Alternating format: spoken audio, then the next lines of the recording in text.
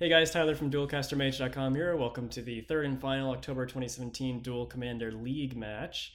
If you want to watch these in order, open the playlist starting with my match against Glissa the Trader, and you can watch them all the way through.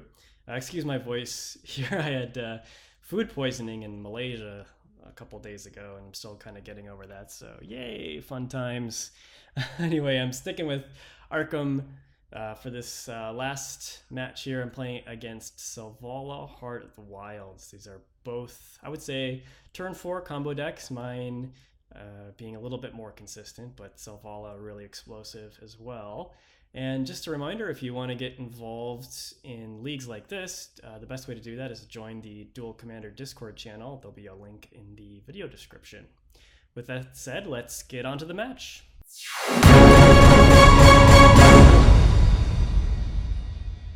Okay, my opening hand has 4 lands, 2 pieces of fodder, and Swan Song as protection backup for Arcum, so this is an easy keep for me. My opponent says land go, as do I, and then on turn 2 he plays a Wall of Roots, which can get extra mana for him every turn. I play Spellskite, which is another protection for Arcum, and he plays Selvala on his turn 3, not surprisingly. My turn 3 I play Metalworker, and then pass back to him. He gets... oh, there's Metalworker there. You can tap to reveal any number of artifacts. You get 2 colorless mana for each artifact revealed this way. On his turn, he actually has 6 mana available, which lets him cast Woodland Bellower, and he can fetch a non-legendary green creature with CMC 3 or less, so not surprisingly, he gets Reclamation Sage, which blows up an artifact or enchantment. He targets Metalworker, but I redirect to Spellskite by paying 2 life. So on my turn, I preordain, see some more mana sources that I don't want, so I put those in the bottom of my deck, and I draw a Sentinel Flute. I only reveal Seed of the Synod off of Metalworker because I don't need the extra mana. I'd rather conceal the Sentinel Flute information. Still have the 1 for Swan Song. On his turn, he plays Thunderfoot Baloth, which is a scary card. Pumps his whole team +2/+2 as long as he has his commander in play, which he does. So he attacks me from 18 down to 2. My turn, I have to win this turn or I'm dead. So I tap Metalworker, revealing 3 artifacts for 6 mana.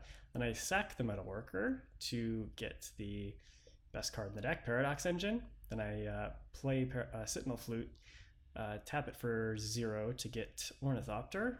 Then I cast the Ornithopter, which untaps Arcum and the Flute. So I tap the Flute again, get another 0-drop, Phyrexian Walker, use Arcum to grab Basalt Monolith, start to add mana to my pool, keep casting spells, adding mana, using Arcum to fetch for things. This time I use Flute for 2 to get Mirror Retriever because I'm just for protection I can get Scrap Trawler, but it doesn't really come to that this game.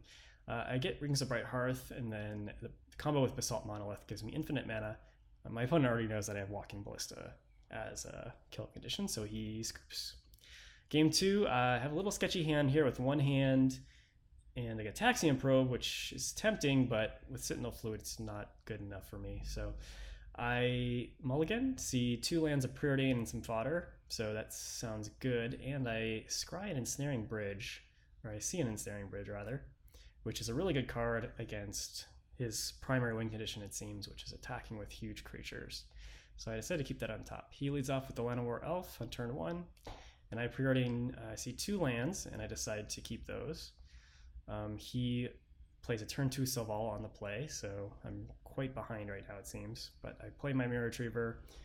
You can see there, loop with Scrap Trawler to keep getting each other back from the graveyard if you need infinite activations of Arcum or something. On his turn, he plays Wall of Roots. Again, there you can see it. Put a counter on it to add some mana. Then he goes Mir Superion, which luckily he can cast without using Selvala. He has the wall plus the Llanowar Elves to do so, which lets him tap Selvala separately to cast Fierce Empath, which enters the battlefield and gets him a creature with converted mana cost 6 or higher. Gets Ulamog the Ceaseless Hunger, which really puts me in a pickle because I was planning on casting Ensnaring Bridge, but given that the bridge would just die at Ulamog's cast trigger, I play Scrap Trawler instead in hope that he just casts Ulamog and gets my 2 creatures, and I'm able to untap and survive another turn. However, he taps 8 mana for a Craterhoof Behemoth, the big behemoth himself, which pumps his team up ridiculously huge, and they all have trample, so there's no point in even going through with that attack step, and I lose. Dun dun dun, on to game 3. I see a pretty good hand here. 4 lands and 3 pieces of fodder, which is more than I really need, but I keep it. Can't ask for too much better of a hand than that. On his turn, he once again has a turn 1 elf, mana elf, in the form of Boreal Druid. On my turn 2, I draw Spellskite, but play Silvermere because it allows me to play a turn 3 Arcum potentially. So he gets another turn 2 Selvala, but I draw a 1,000-year Elixir, which lets me activate abilities from creatures as if they had haste, so that changes my plans a little bit. On his turn, he goes Sheltering Ancient, which is a really good card with Selvala because it's just a ton of power and toughness for cheap. So Selvala will now tap for 5, which lets him play a Staff of Domination, another extremely potent combo engine card. And he's actually just 1 mana off from actually killing me there, because he had two green mana floating, 1 forest untapped, so he could pay 3 to tap the staff to untap Selvala, but he didn't have an additional green mana to then use Selvala again, because if he did have that, he'd be able to draw his deck, have infinite mana, and I would for sure be dead.